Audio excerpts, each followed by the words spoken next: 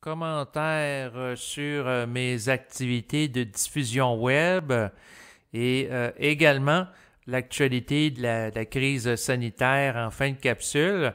Donc voilà ce qui est au programme là, dans le cadre de cet enregistrement.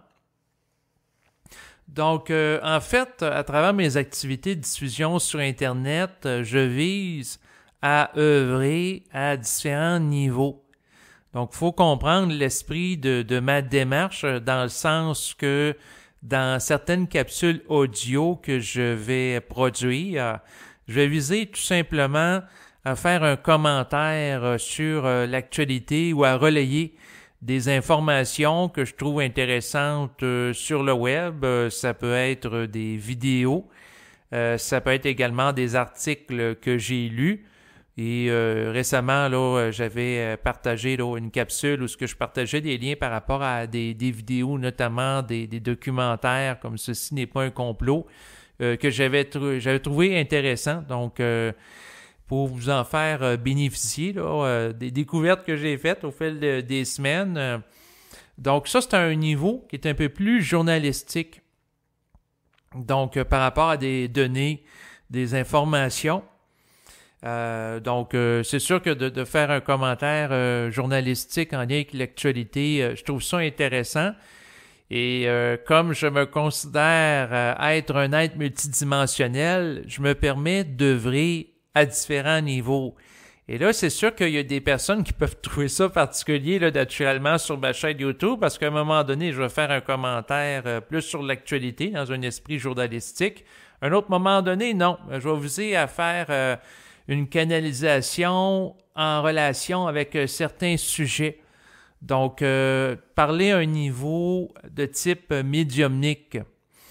Donc, lorsque je relais de l'information, c'est que je pars de l'extérieur pour partager certains éléments, tandis que dans une démarche de canalisation que je vais faire à travers certains des enregistrements, je pars de mon intériorité pour vous partager qu'est-ce qui émerge en moi.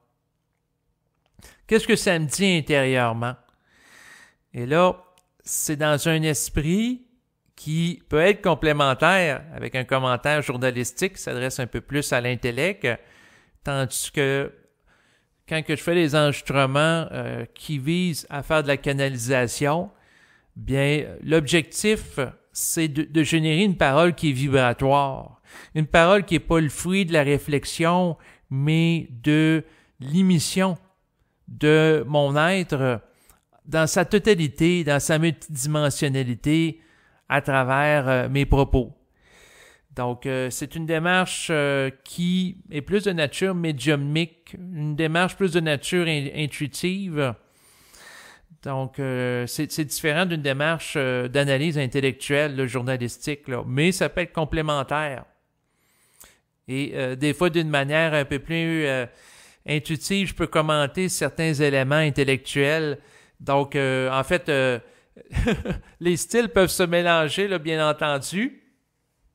Ensuite, sur ma chaîne YouTube, vous allez retrouver également des entrevues que je fais avec des invités, voire des discussions. Il y en a plusieurs enregistrements que je fais avec des personnes que j'ai décidé d'intituler « Discussion en conscience » pour que la forme soit libre, pour donner l'opportunité à travers l'enregistrement audio d'aller dans plusieurs directions plutôt que de me contenter, de me limiter à un sujet qui est abordé en profondeur. Mais je travaille à plusieurs niveaux. Donc, si je prends par exemple un enregistrement que j'ai fait récemment qui s'intitule « Canalisation sur la construction du corps d'énergie », bon, ce dernier visait à aborder en profondeur ce sujet de manière particulière. Tandis que dans un enregistrement qui s'intitule « Discussion en conscience » avec un invité, on peut parler d'une variété de sujets. Et le but de ce type de communication, c'est d'amener un cadre suffisamment ouvert pour permettre une improvisation et suivre l'élan énergétique qui se manifeste dans l'instantanéité du moment présent. Donc, être au-delà d'un esprit de calcul. Ce qui est très différent d'une démarche journalistique, parce que dans certaines vidéos où je vais faire allusion naturellement à des informations en lien avec des documentaires dans un esprit de partage, de lien, ben j'ai la liste devant moi là, des différentes références de documentaires ou d'articles. Donc, c'est une démarche où il y a un plan. Il y a quelque chose d'élaboré, tandis que dans le cadre d'une improvisation sur un sujet, prenons par exemple l'enregistrement, la canalisation que j'ai faite récemment sur la construction du corps d'énergie, ben, j'avais pas de plan devant moi, là, d'éléments à aborder.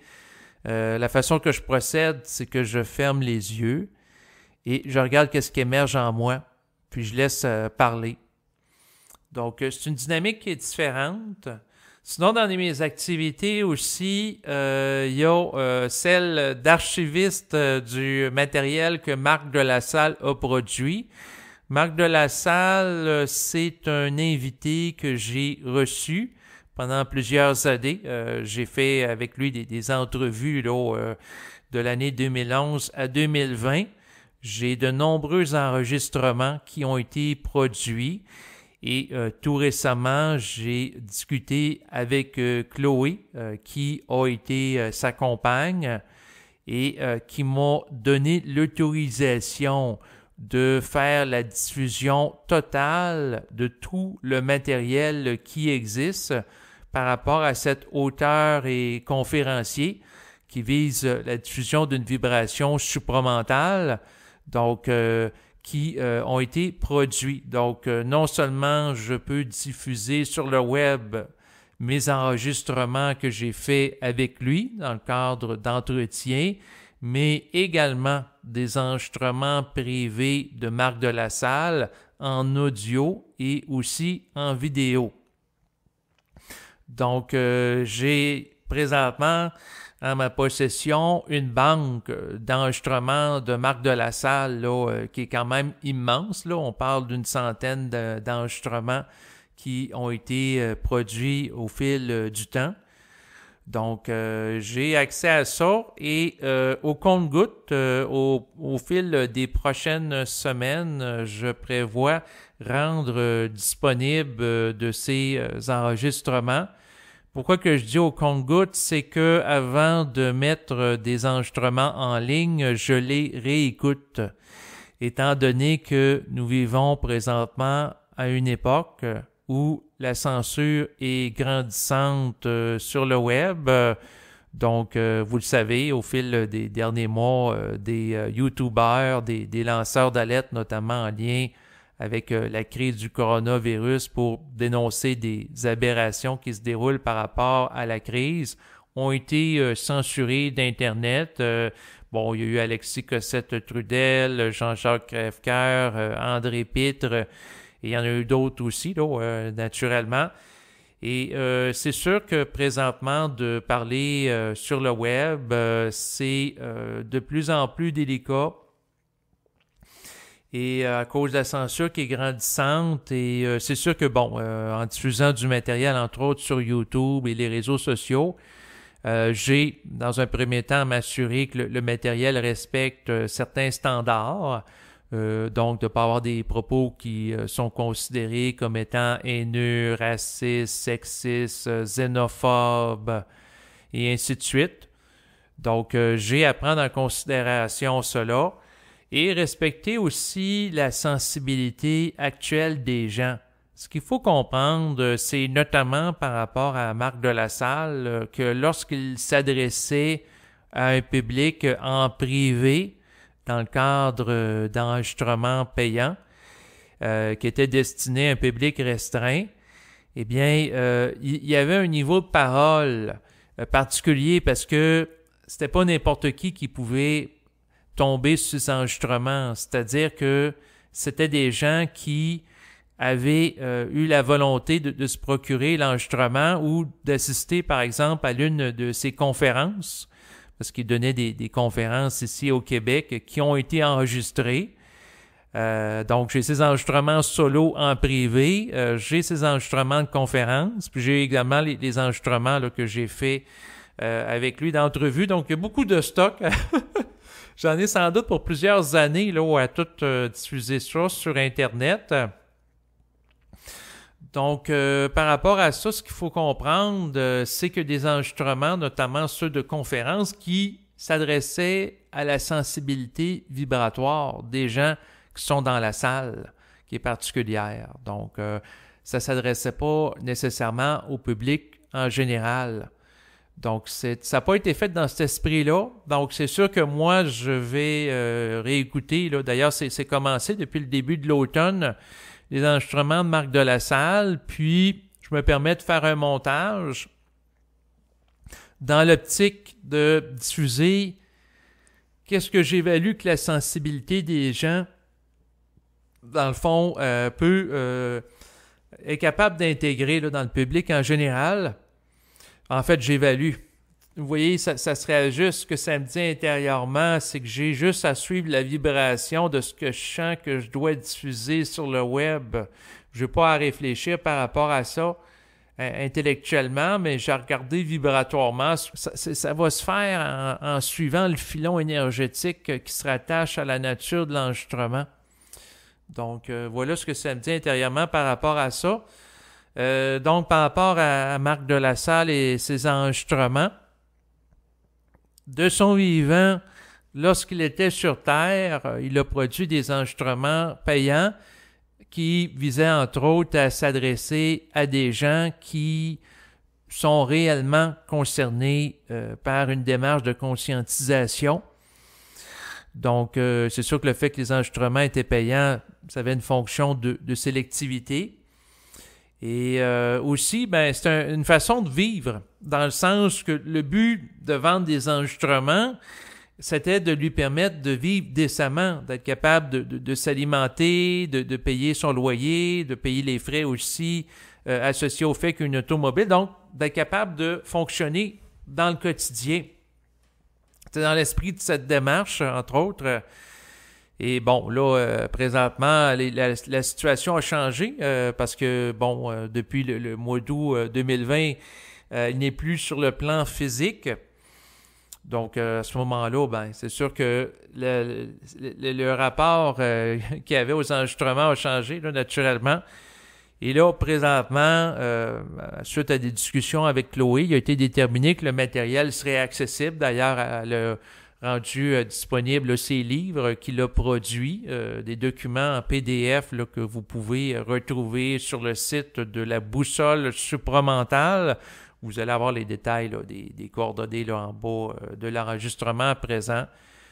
Et c'est sûr que l'optique de rendre disponibles les enregistrements, en fait, c'est de rendre, entre autres, hommage à la qualité de son travail, de son vivant. Marc a été un invité marquant que j'ai reçu au fil des ans.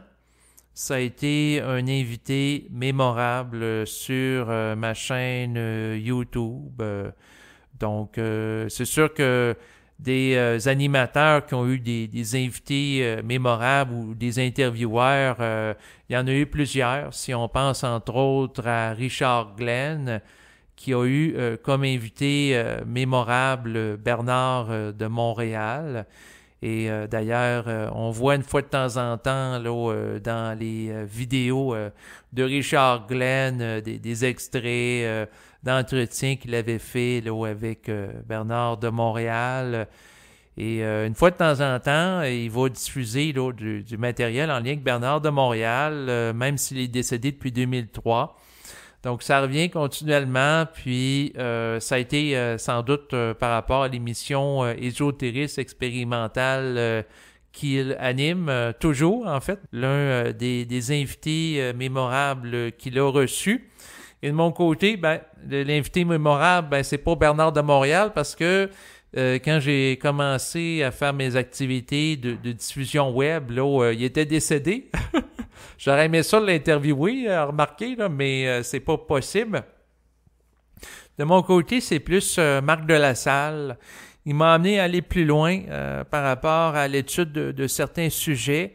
Et depuis les dernières semaines où j'ai rendu disponible certains de ces enregistrements, Il y a des nouvelles personnes qui le découvrent. J'ai reçu de la part du public, notamment là, sur Facebook, de nombreux commentaires d'appréciation par rapport à la qualité de son travail. Et c'est sûr que, sans doute, avec le temps, il y aura de plus en plus de personnes qui vont découvrir ces enregistrements. Et il y en a plusieurs avec des sujets intemporels. Prenons par exemple l'enregistrement qui s'intitule « Les nouveaux initiés ». Donc, ça a une portée à long terme. C'est pas comme un commentaire de l'actualité journalistique. Ensuite, il y a des sujets, là, que ce soit, par exemple, le mensonge cosmique. Donc, ça a une portée naturellement à long terme, parce que ça fait longtemps qu'on se fait mentir. Puis, en regardant qu'est-ce qui se passe dans l'actualité et la désinformation qu'on connaît présentement, j'ai l'impression que le mensonge, là, il risque d'en avoir encore pendant une bonne période de temps. Donc, autrement dit, il y a des capsules qui ont été enregistrées il y a plusieurs années, qui ont été produites avec lui, qui, à mon avis, vont pouvoir être écoutées dans 5 ans ou dans 10 ans, qui vont emporter encore quelque chose, de par la nature intemporelle de certains sujets qui ont été traités. Donc, voilà ce que je voulais mentionner. Fait que, donc, vous pouvez voir sur ma chaîne YouTube, là, il y a quand même une variété là, de types de vidéos que je vais produire. Donc, c'est sûr que s'il y a des gens qui s'attendent à avoir juste des vidéos de commentaires journalistiques en lien avec la crise du coronavirus, ça se peut que vous soyez déçus. Puis, au contraire, il y en a qui vont peut-être aimer mieux des enregistrements plus de type canalisation. Fait que c'est sûr que à ce moment-là, vous pouvez être déçus aussi. Mais l'idée, à travers cette chaîne, c'est d'œuvrer à plusieurs niveaux. Donc, plutôt que de me limiter juste à quelque chose. Donc, à ce moment-là, ben, ça permet à la multidimensionnalité de mon être de pouvoir s'exprimer à travers mes activités, de manifester différentes parcelles de moi. Pour ce qui est des enregistrements archivés de Marc de la Salle, ce qui peut être intéressant, c'est de vous mentionner que là, j'ai évalué une classification là, que j'ai décidé d'utiliser. Donc, vous allez les retrouver sur archive.org. Donc, dans mon dossier d'enregistrement en MP3, donc format audio de Marc de la Salle, vous allez voir que les enregistrements qui commencent par la lettre C, comme dans conférence, c'est des enregistrements que Marc de la Salle a produits devant le public, devant une salle avec des individus.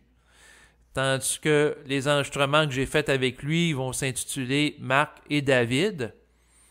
Et pour ce qui est des enregistrements de Marc qui ont été produits en vidéo pour le web, vous allez avoir la lettre V devant pour vidéo. Et quand que c'est Marc, tout simplement, qui va parler en solo, ben, ça va s'intituler tout simplement Marc. Donc, l'idée de faire ça, c'est qu'au fur et à mesure que je vais mettre de plus en plus d'enregistrements dans le dossier d'archive.org, bien, vous allez pouvoir retrouver les enregistrements par catégorie. Ce qui fait que si vous avez envie d'entendre une conférence de Marc devant le public, ben, vous allez pouvoir écouter un enregistrement avec la lettre C. Ou au contraire, si vous voulez écouter une de mes entrevues avec Marc, ben, ça va être marqué Marc et David. Donc, tout dépendant de ce que vous avez envie d'entendre. Donc, ça va être la façon de vous repérer.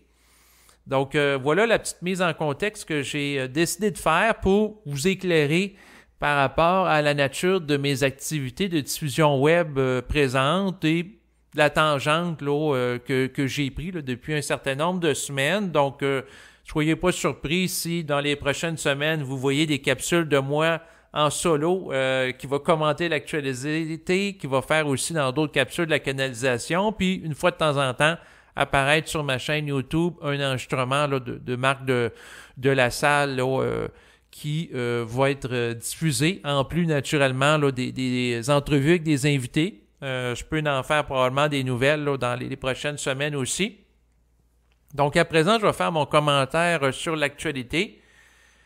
Donc, et vous allez retrouver les liens web des documents auxquels je fais référence là, en bas de l'enregistrement présent. Donc, vous pourrez cliquer là, sur eux là, si vous voulez en savoir davantage là, naturellement. Donc, là, je tombe dans un volet un peu plus journalistique. Alors, l'ONU confirme que les autorités briment nos droits. Voilà le titre d'une vidéo sur YouTube qui a été diffusée sur Média Info Cité, où on peut y entendre Antonio Guterres, qui est le secrétaire général de l'ONU actuellement, qui dit ça. Donc, c'est une vidéo, elle n'est pas longue, là. Ça dure un peu plus d'1 minute, mais qui fait vraiment une synthèse de qu'est-ce qui se passe présentement au niveau international là, par rapport à la crise du coronavirus. D'ailleurs, en lien avec la vidéo, je vais vous partager aussi un article que vous allez avoir le lien là, en bas de l'enregistrement, comme les autres documents auxquels je vais faire référence. Je vais vous en lire une partie. Donc, le secrétaire général de l'ONU a déploré que la pandémie soit utilisée par certains pays pour réprimer les voix dissonantes, brandissant la pandémie comme prétexte. Les autorités de certains pays ont pris des mesures de sécurité sévères et adopté des mesures d'urgence pour réprimer les voix dissonantes, abolir les libertés les plus fondamentales, faire taire les médias indépendants et entraver le travail des organisations non gouvernementales, a déclaré le chef de l'ONU. Plus globalement, ces restrictions liées à la pandémie ont servi d'excuse pour miner les processus électoraux, affaiblir les voix des opposants et réprimer les critiques. Donc, que le secrétaire général de l'ONU déplore ça, ben, je trouve ça intéressant. Bravo! Parce que là, depuis le début de la crise, eh bien, ce qu'on peut observer, là, c'est que, à quelque part, là, présentement, au niveau gouvernemental, là, les autorités, là, de ce que j'observe, là, c'est qu'il y a eu des abus d'autorité là, de pleine part, et c'est bien que ça soit dénoncé sur la place publique. Et la réprimande des critiques, là, ça se fait dans différents pays. Là. On le voit au Canada. Donc, toutes les personnes qui critiquent les mesures sanitaires sont dépeints, entre autres, par des chroniqueurs vedettes, des médias de masse qui sont subventionnés massivement par le gouvernement pour les traiter de covidios, de complotistes, pour les discréditer, et en faisant, en plus, des attaques personnelles. Donc, c'est ce qu'on observe présentement, là. Et là, on parle pas de qu'est-ce qui se passe en Corée du Nord ou dans des dictatures qui est clairement établies, là. On regarde qu'est-ce qui se passe et je sais que pour les gens qui m'écoutent en France, en Belgique, en Suisse et un peu partout dans le monde, vous êtes confrontés à des situations analogues. Donc, même dans des démocraties là, qui sont établies là, depuis plusieurs décennies là, dans des pays occidentaux, il y a présentement un mouvement de réprime, de tout ce qui ne va pas dans le sens du discours unique qui est véhiculé par les autorités gouvernementales. Donc, tout ce qui ne va pas dans le sens des autorités sanitaires, donc hors de la doctrine sanitaire, point de salut. Et c'est pas juste des gens qui vont affirmer des choses. Le simple fait de poser des questions, dans le fond, en lien avec la crise, ben ça peut être mal interprété. Donc, on est dans une situation où l'esprit critique est dévalorisé et on est amené, à travers un conditionnement social à coût de millions à chaque mois, avec des publicités qui sont très fortes, très persistantes, très présentes, que ce soit à la radio, à la télévision, sur le web, à nous endoctriner. On cherche à nous endoctriner avec des croyances en lien avec le coronavirus, la menace, l'importance des gestes barrières. Et présentement, l'étape qui est franchie, c'est de nous vendre, entre autres au Québec. Là, il y a quelques jours, j'écoutais un bulletin de nouvelles sur les ondes de TVA et il y avait un message gouvernemental qui disait, à travers une pub gouvernementale, que le vaccin est la seule solution face à la menace du coronavirus. Donc, c'est une publicité pour amener l'adhésion au vaccin. Et là, on nous présente ça. Et quand que j'ai entendu ça, là, il y a une dissonance intérieure là, qui a été très grande en moi parce que ça me dit intérieurement, non. C'est pas vrai que c'est la seule solution, le vaccin. Il y a des alternatives. Il y a l'hydroxychloroquine que nous parle là, depuis plusieurs mois Didier Raoult en France, célèbre virologue. Il y a aussi l'artémisia. Il y a aussi, bien sûr, de renforcer son système immunitaire par un mode de vie qui est sain. Donc, il y a plusieurs façons de faire face au coronavirus. Donc, l'idée de tout mettre les œufs dans le même panier en disant que ça passait nécessairement par le vaccin pour nous sauver, donc, c'est une aberration à mes yeux, là. Donc, c'est une insulte à mon intelligence. Et pour moi, c'est une façon d'inclure une forme qui est très importante. Donc, autrefois, au Québec, on disait « hors de l'Église, point de salut ».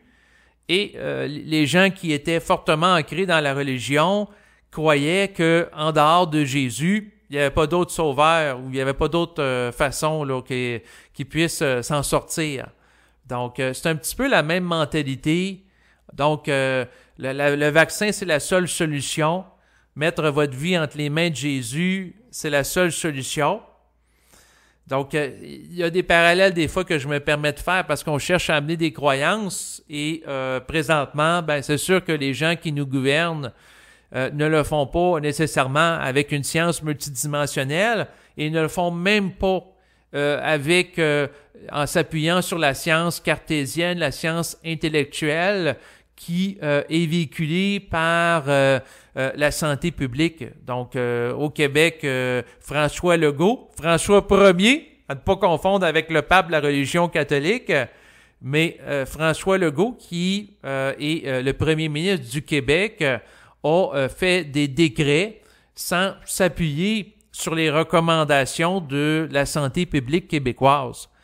Donc, à ce moment-là, c'est des décrets qui sont arbitraires et qui peuvent mener à des abus d'autorité.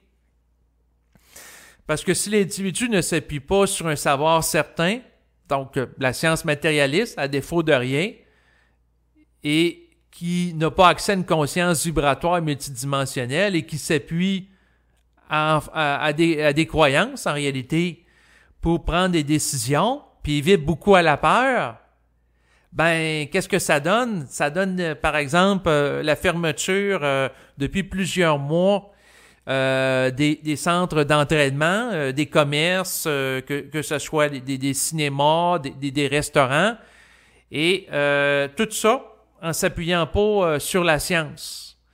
Donc, autrement dit, il n'y a pas de recommandation, par exemple, de la santé publique ou d'observation, d'éclosion massive là, de gens contaminés, par exemple, dans les salles d'entraînement. Puis il y a certains lieux publics comme les spas. Il n'y a pas eu de cas, mais on les ferme pareil, au cas où que peut-être il y a de la contamination. Et là, si la personne vit beaucoup à la peur, ben, la personne peut prendre des mesures de plus en plus restrictives et parfois, ça peut même faire sourire.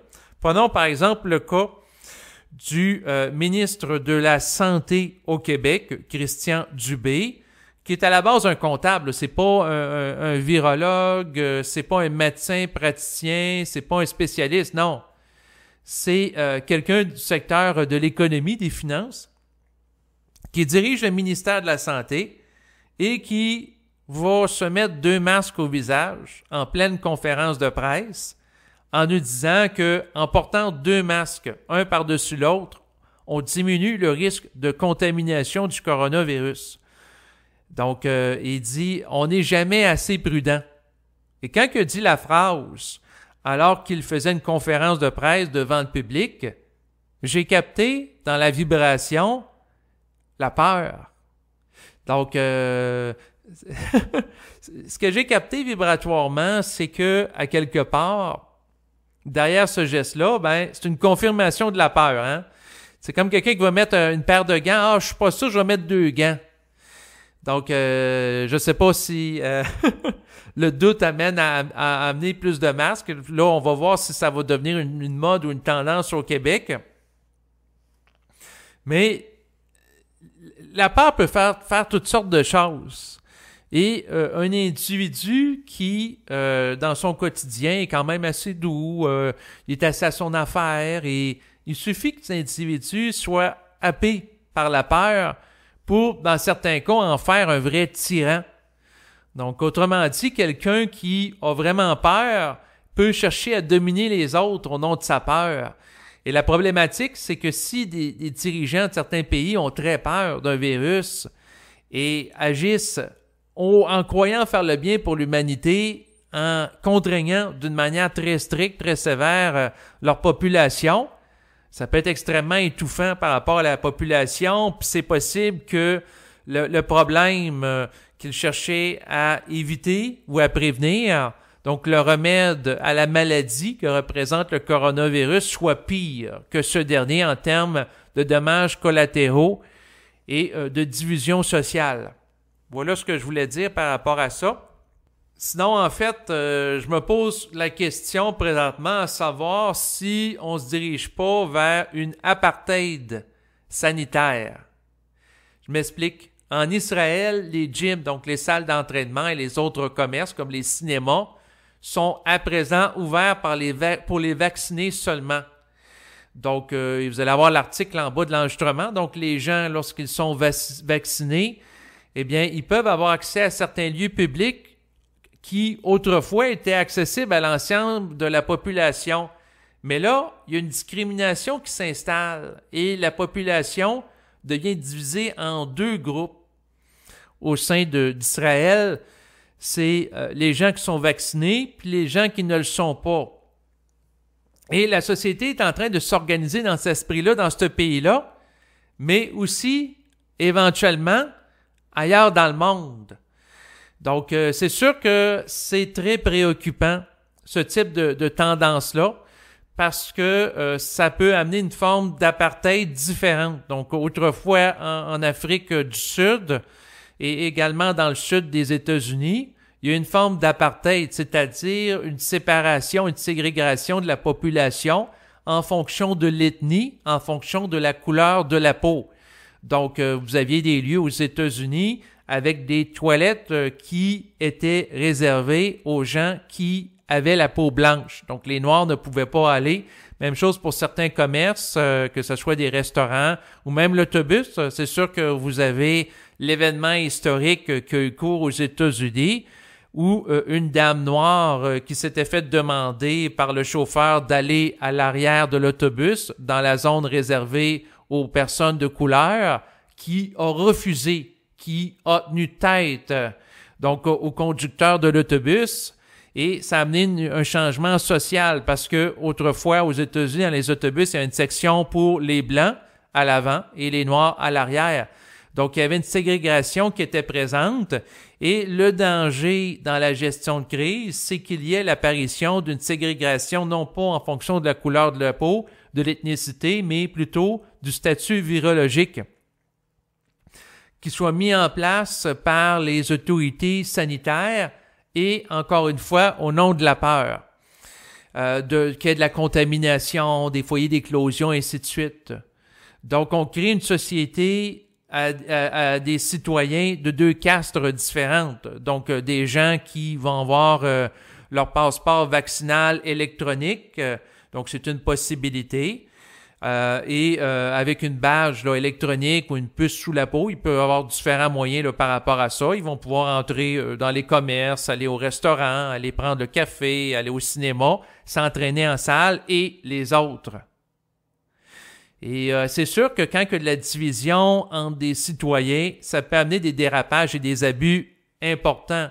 Prenons par exemple le cas de l'Allemagne nazie, où des Juifs ont été progressivement exclus de la société, donc avec les lois qui ont été mises en place où les non-Juifs pouvaient avoir accès au commerce, par exemple, aller à un café et les Juifs ne pouvaient pas. Et progressivement, les droits et les libertés des gens de religion hébraïque ont été retirés. Et c'est sûr que ça a été déplorable parce que ça a amené à des abus d'autorité. À un moment donné, les Juifs sont limités par rapport à ce qu'ils peuvent posséder, l'argent qu'ils peuvent avoir. Ensuite, ils ne peuvent pas marcher sur le trottoir en Pologne, lorsque la Pologne a été occupée, donc dans les pays voisins de l'Allemagne. Ensuite, ils ont été dépossédés de leurs biens. Donc, il y a eu toutes sortes de dérapages qui ont été faits en relation avec une discrimination systématique de la société. Et c'est sûr que présentement, je trouve curieux d'apprendre que Israël, qui comporte naturellement de nombreux Juifs, dont plusieurs sont des descendants ou des gens, des membres des familles, des gens qui ont connu en Allemagne malheureusement la période de l'occupation nazie, la période du nazisme qui a été très dure, qui a été lieu de ségrégation. Et là, on met en place des politiques discriminatoires en Israël. C'est sûr que c'est pas en relation avec la religion, l'ethnie, etc., mais le statut vaccinal. Et là, ce qui risque d'arriver, c'est que d'autres pays dans le monde suivent l'exemple d'Israël. Et c'est sûr que il y a quelques jours, j'ai écouté un reportage dans un bulletin de nouvelles qui parlait d'Israël avec ces mesures-là, puis on vantait ça, on dit enfin les citoyens, ils sont heureux, ils peuvent reprendre une vie normale et grâce à ces mesures-là, avec le passeport vaccinal, eh bien ça permet aux gens de faire certaines activités en toute sécurité, puis on essaie de nous présenter les bienfaits puis les vertus de tout ça, puis nous vendre ça comme une solution. Et quand que j'écoutais ça, je me suis dit c'est un ballon d'essai pour préparer le terrain pour le Québec.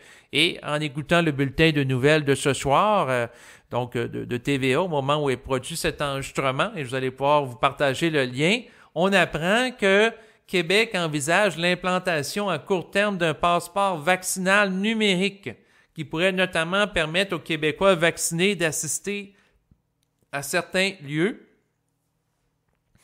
Donc, le ministre de la Santé, Christian Dubé, a confirmé jeudi en point de presse que le gouvernement évaluait cette possibilité à l'instar de plusieurs autres pays dans le monde. Un Québécois qui aurait reçu les deux doses du vaccin contre la COVID-19 pourrait, par exemple, présenter sa certification vaccinale numérique à l'entrée d'une salle de spectacle afin d'y avoir accès. Donc, on nous a présenté dans le bulletin de nouvelles Israël en nous donnant l'idée que c'est une bonne idée, le passeport vaccinal. Puis c'est bien.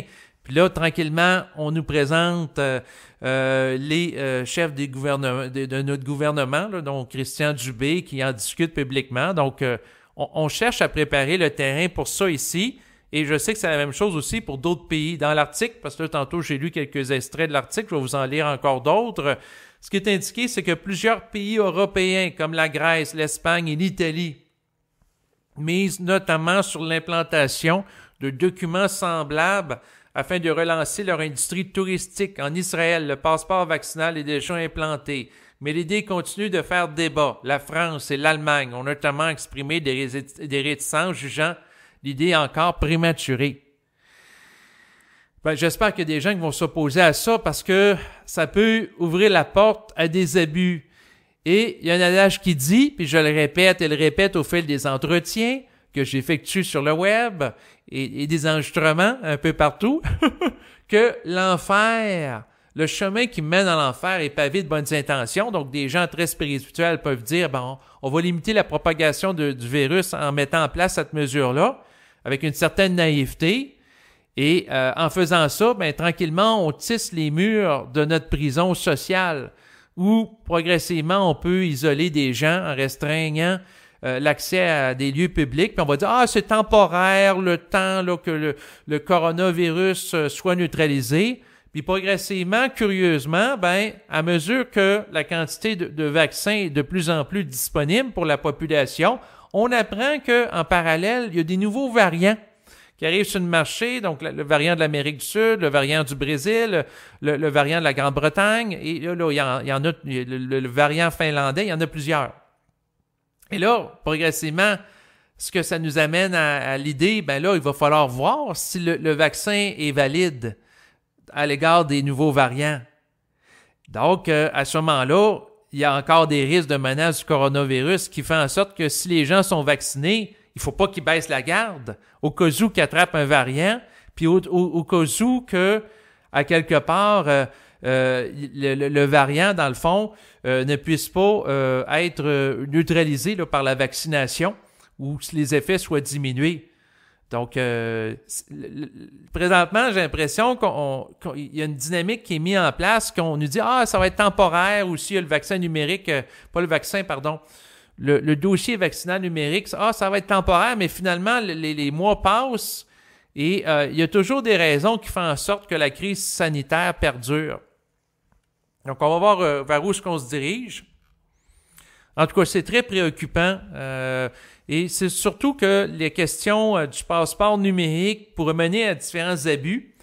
C'est sûr qu'on va nous vendre la numérisation de son identité. Donc, l'identité numérique, je pense que par rapport au 21e siècle, donc le siècle présent, ça va être un des enjeux très importants.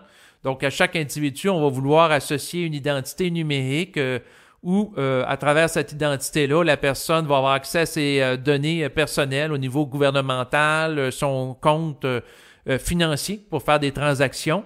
Ensuite, on va avoir accès à ses notes scolaires. En fait, ça va être un petit peu comme le crédit social en Chine. Ça pourrait mener à ça.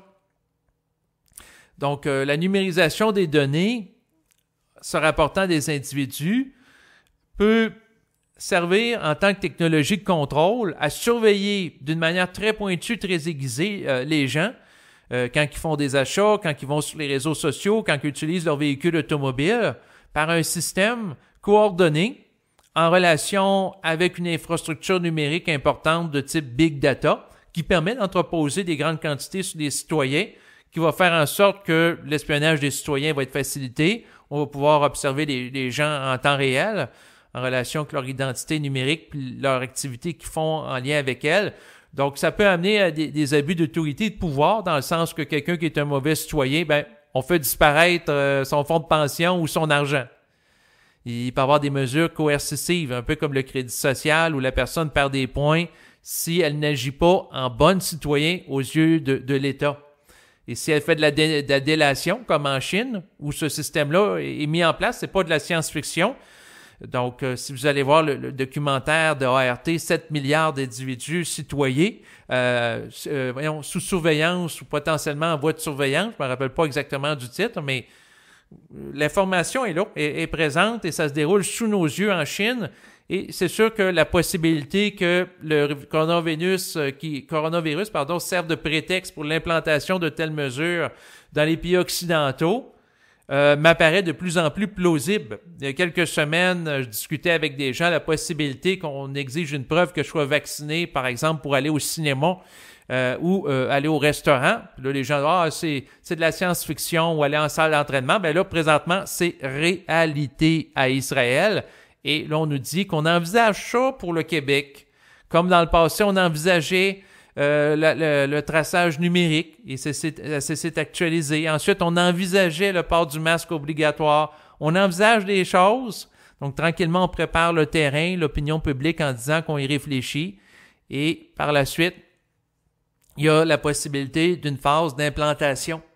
Donc, on cherche à créer l'acceptabilité sociale par rapport à quelque chose que les gens, en temps normal, n'accepteraient pas. Et progressivement, ça devient la norme. Donc, c'est sûr qu'avant la crise du coronavirus, de dire aux gens de porter un masque pour aller sur des lieux publics intérieurs, au Québec, les gens n'auraient jamais voulu. Ensuite, leurs enfants, à partir de l'âge de 6 ans, comme ça va être le cas bientôt, qu'ils portent le masque à l'école, ils auraient dit « Mais non, vous allez entraver le développement de mon enfant, ça n'a pas de bon sens. » Mais aujourd'hui, je vois pas beaucoup de voix qui s'opposent à cela. En fait, c'est l'autre sujet que je voulais vous parler. C'est que le gouvernement québécois cherche maintenant à masquer les élèves du primaire, soit des enfants à partir de l'âge de 6 ans, dès la première année. Donc, on nous a annoncé ça récemment, ça va entrer en vigueur là, dans les prochains jours. Et on nous dit que cette fois-ci, la santé publique québécoise a autorisé ça, a fait ça comme recommandation au gouvernement, comme mesure. Je ne sais pas sur quelle science il s'appuie, là, mais en tout cas, je me pose sincèrement la question à quel point c'est dans l'intérêt du développement de l'enfant, de sa croissance sur le plan biologique, cognitif, émotionnel, de lui mettre un masque au visage à partir de l'âge de 6 ans. On va nous dire que c'est d'intérêt public pour la santé générale, que en faisant ça, ça va éviter la contamination par rapport aux nouveaux variants. Puis là, on met l'emphase sur la menace des nouveaux variants pour justifier une telle mesure. Mais il y a une gradation à travers les mesures au fil des mois. Il y a du gradualisme. J'avais écouté l'automne passé une émission, entre autres, de Jonas Collin, qui anime le Collin Show, qui n'est plus disponible aujourd'hui sur YouTube, car sa chaîne a été censurée, selon son propos. Mais on peut le retrouver sur Odyssey.com. Donc, il fait encore... pas Odyssey, pardon. Odyssey, c'est Alexis Cossette. Il y en a plusieurs autres, mais lui... vous allez aller sur sa page Facebook, puis vous allez avoir un lien là, qui permet de retracer là, sa chaîne, qui est sur Patreon. Donc, à un moment donné, ça devient mélangeant, hein, parce que des gens qui étaient sur YouTube vont sur Odyssey, Patreon. Il y a d'autres plateformes aussi, je ne les ai pas toutes numérisées les noms, là, mais bref, lui il annonçait la possibilité que des jeunes enfants de plus en plus jeunes soient obligés de porter le masque. Et c'est ce qui s'est concrétisé au fil des mois. Donc, au début, on parlait des secondaires 4 et 5, donc des jeunes un peu plus avancés en âge, peut-être que des jeunes qui ont 16 ou 17 ans. Ensuite, secondaire 3, à peu près 15 ans. Puis là, on a descendu tout le secondaire, peut-être à partir de 12 ans. Puis là, à partir de la première année, en zone rouge, mais c'est sûr que l'essentiel de la province présentement est en zone rouge. Donc, essentiellement, c'est beaucoup de jeunes au Québec, là. Et bref, les mesures ont descendu, puis progressivement, l'idée que c'est normal de porter un masque s'implante au fil des mois. Donc, l'idée de porter un masque en tout temps. Et aujourd'hui, je vois pas tellement d'opposition présentement. Là, c'est sûr que, honnêtement, là, je suis heureux de ne pas être un parent.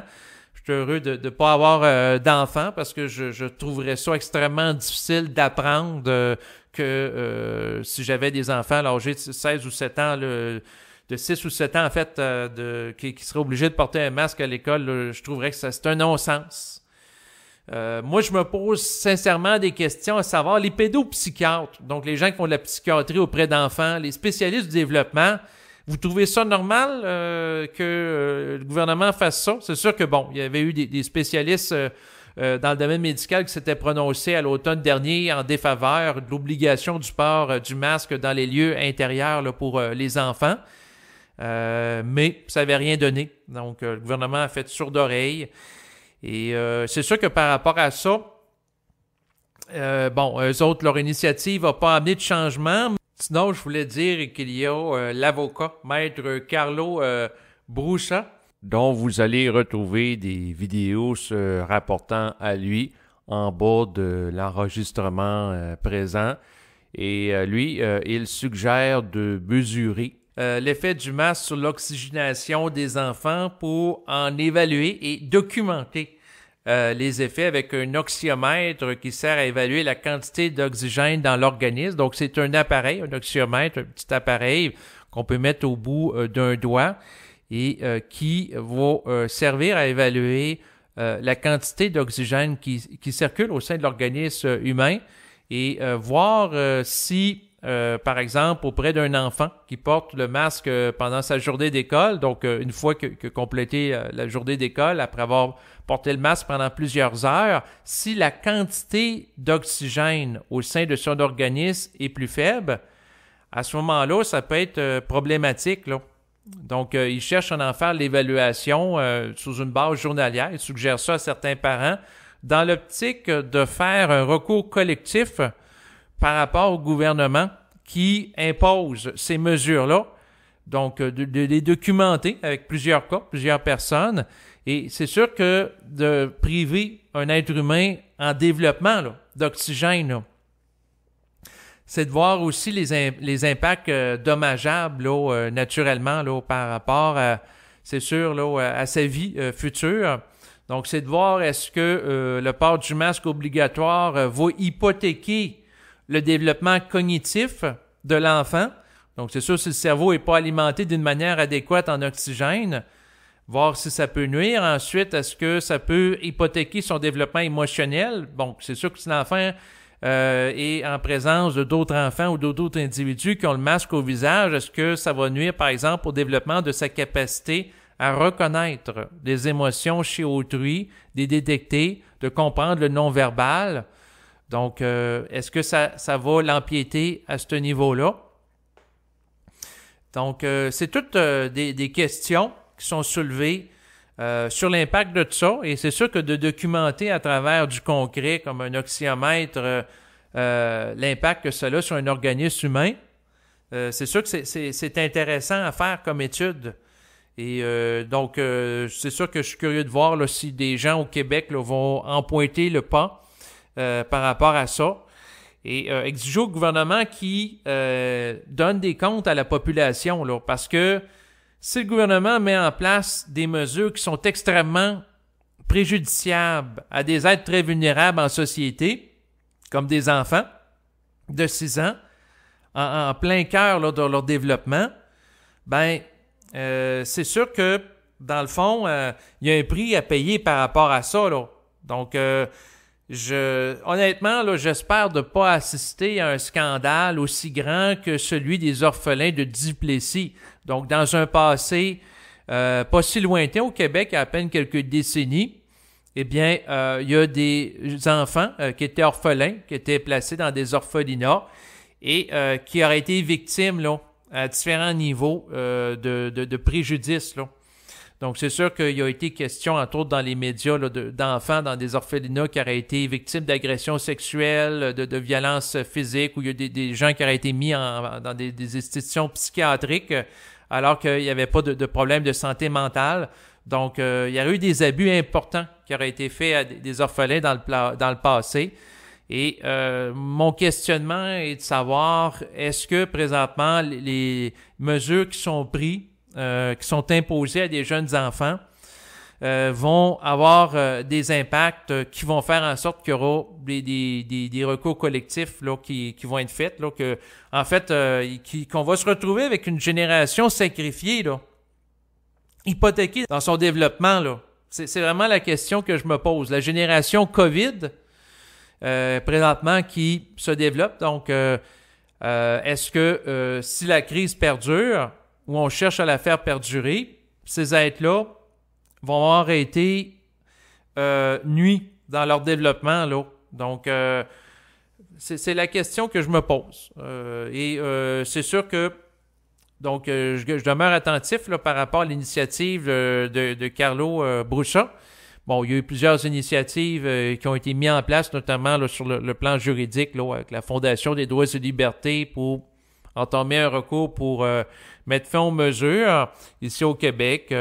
Et je ne sais pas si il y a des gens là, d'organismes qui visent à la défense des droits et libertés vont faire la promotion là, de ce qu'ils nous proposent.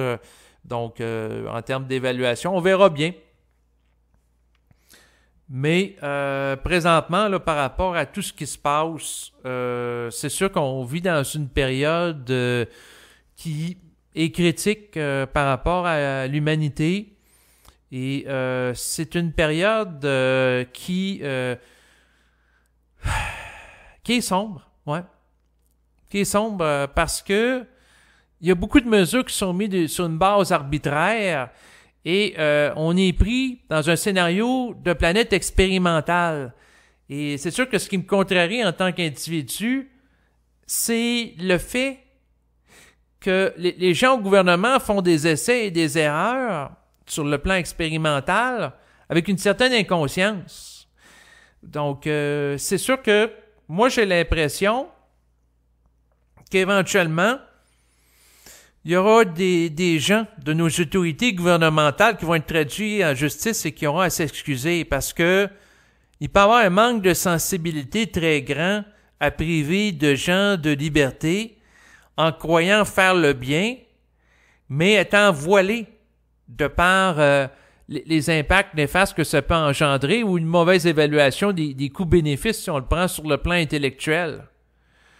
Donc, c'est sûr qu'il y a des gens qui vont dire « Ah, c'est à court terme, là, on leur force aux jeunes à porter le masque, etc. » Mais c'est de voir si ça peut pas engendrer des traumatismes à long terme ou des dommages irrécupérables par la suite en termes de sous-stimulation au niveau perception cognitive, activité physique. On empêche les jeunes de faire du sport, il y a l'augmentation de l'obésité. Donc, c'est de voir si, en voulant mettre une solution à court terme, on dit « Ah, des sacrifices à court terme », si ça n'aura pas des répercussions à long terme plus dramatiques que ce qu'on voulait empêcher. Donc ça, c'est sûr que c'est la grande question, hein, en lien avec tout ce qui se passe. Donc, que des gens ne resteront pas traumatisés à vie de la crise, ou même perdre, en tout cas, il y a des gens qui ont déjà commencé à perdre la vie en lien avec la crise, parce qu'il y a eu des cas de suicide, là, naturellement, en relation avec ça. Donc, on verra bien. Je veux pas, dans le fond, créer de l'anxiété par rapport à l'avenir en lien avec ça, là. Peut-être que les choses vont rentrer dans l'ordre dans les prochaines semaines. Je suis plutôt pessimiste, mais on verra bien. Il ne faut pas que je fasse de prédictions non plus. Je vais me tenir tranquille en complétant cet enregistrement, mais en invitant les gens à être critiques puis à observer au fil des semaines l'enchaînement des choses. Donc, il y a plusieurs mois, on pouvait parler du fait, comme je disais, puis je vais arrêter de me répéter après, là, que il y allait avoir des jeunes en bas âge qui allaient porter le masque. Il y a des gens qui vont dire « Ça se peut pas, on peut pas faire ça à des jeunes enfants. » Mais on vient à un stade qu'à force d'être hypnotisé par les médias qui nous répètent que le virus est dangereux, le virus est une menace, que tranquillement on forge l'acceptabilité sociale. C'est comme si, à l'image de la fameuse histoire de la grenouille qui est dans un chaudron avec de l'eau, qu'on augmente progressivement la température de l'eau. La grenouille ne parle pas, elle reste là. L'eau est un petit peu plus chaude, elle reste toujours là. L'eau est un petit peu plus chaude, elle reste toujours là. Puis finalement, elle devient de plus en plus léthargique dans l'eau chaude. Et tranquillement, elle vient comme à s'endormir, puis finalement, elle meurt ébouillantée. Donc, l'idée, c'est qu'en y allant avec des mesures progressives et graduelles, l'enchaînement, la logique de tout ça, puis d'où ce qu'on vient, avant ça, c'est comme si ça s'efface progressivement et la nouvelle normalité, en lien avec la crise, devient de plus en plus adoptée par consensus social, par acceptabilité sociale, comme étant ce qui est normal. Donc, ce qu'on nous vend comme étant normal par les médias et la TV, à force de nourrir ça comme égrégore, comme structure sociale, les gens viennent à croire que c'est ça qui est normal, c'est ça qui est souhaitable pour un être humain, de vivre dans des conditions où ce que les gens se surveillent, puis qu'il y ait éventuellement là, des passeports sanitaires pour aller dans des lieux publics. On nous vend cette idée-là. Puis un peu comme la grenouille, si on est endormi, l'eau chaude ou la tension énergétique ou les mesures sanitaires augmentent. Puis on parle pas trop. Elle augmente encore, on parle pas trop. Puis finalement, à un moment donné, on risque d'en payer le prix là, de cette escalade-là de mesures sanitaires qui se déroulent petit par petit peu à chaque jour. C'est sûr qu'en tant qu'individu, pour les gens qui me suivent depuis plusieurs mois, j'avais été à des manifestations, entre autres, j'en avais parlé dans des enregistrements, notamment une là, qui avait eu cours là, à Saint-Georges, une ville qui est au Québec, là, où les gens avaient manifesté pour s'y opposer. J'avais été aussi à une manifestation à Tête-Fermaine. Bon, ça n'a pas amené de changement. J'avais donné de l'argent pour la défense des droits et libertés pour qu'il y ait en cours pour mettre fin aux mesures sur le plan juridique. Ça n'a pas, à l'heure actuelle, à ma connaissance, donné place à des changements. J'avais signé des pétitions en ligne. J'avais même invité des gens à signer pour s'y opposer aux mesures. Ça n'a pas changé des choses. Donc, moi, j'ai fait certaines choses, puis j'en suis bien content. Et puis, tout ça pour vous dire que tout se fait progressivement à l'agenda. Puis là, l'histoire du passeport numérique se concrétise de plus en plus. Ça donne suite à des propos qui avaient été amenés lors de l'automne passé avec l'histoire du grand reset, où que chaque individu va avoir une identité numérique, c'est en lien avec l'agenda transhumaniste, où les gens vont être de plus en plus reliés aux machines Et en étant lié aux machines, ça donne de plus en plus de pouvoir aux individus qui contrôlent des machines, les surveiller à distance et épier leur moindre mouvement. Et c'est sûr que par rapport à tout ce qui se passe, il ne faut pas sombrer dans la déprime, naturellement. Il faut être conscient que les formes qu'on va implanter n'arriveront jamais à neutraliser l'intelligence créative de l'esprit. Car l'esprit est au-delà des formes. Quand même qu'on développe des ordinateurs super sophistiqués avec des grandes banques de données sur chacun des citoyens, puis on cherche à travers ça à contrôler puis à développer une espèce d'intelligence globale avec des algorithmes pour conditionner de plus en plus d'une manière efficace les citoyens. Il faut fonctionner à partir de notre intériorité qui nous relie à l'esprit, qui est par-delà le conditionnement social. Et la seule façon de résister à l'hypnose collective qui est véhiculée par les médias de masse à travers les médias, avec très grande force, à coups de millions à chaque mois, c'est rester centrique et s'écouter d'abord. Pas écouter qu'est-ce que les autres disent, pas écouter ce que les voisins ou moi-même, qu'est-ce que je peux dire. Écoutez-vous d'abord pour rester centrique, pour faire ce que vous avez à faire dans votre vie, puis pour pas vous laisser déstabiliser par tout ce climat de peur anxiogène qu'on cherche à faire perdurer à l'ensemble des pays occidentaux pour créer une déstabilisation sociale à travers la crise du coronavirus. Donc, soyez pas naïfs par rapport à qu'est-ce qui se passe. Quand on vous dit que le gouvernement veut votre bien, là, ben, regardez objectivement qu'est-ce qui se passe. On dit qu'on met en place des mesures pour notre bien, puis finalement, on se ramasse avec une augmentation de l'obésité chez les jeunes. Ensuite, il y a des gens qui ont des problèmes de santé mentale, dépression. On parle aussi de cas de suicide en lien avec la crise, de gens qui sont déprimés parce que leur commerce ferme. Donc, à regarder les deux côtés de la médaille, là. Donc, c'est sûr que quand les gens sont confrontés au fait qu'il y a des gens qui souffrent des mesures qui sont mises en place au nom de la santé, puis ils voient la santé de gens se détériorer, ben, à un moment donné, il va y avoir des remises en question qui vont se faire, là. La croyance aveugle qu'on nous dit de porter le masque puis de suivre les mesures, puis tout le monde va être heureux. On voit bien qu'à quelque part, ça donne pas ça comme résultat. Fait que là, à un moment donné, l'esprit critique va arriver. Et malheureusement, c'est souvent à travers la souffrance que les gens se sortent de croyances aveugles.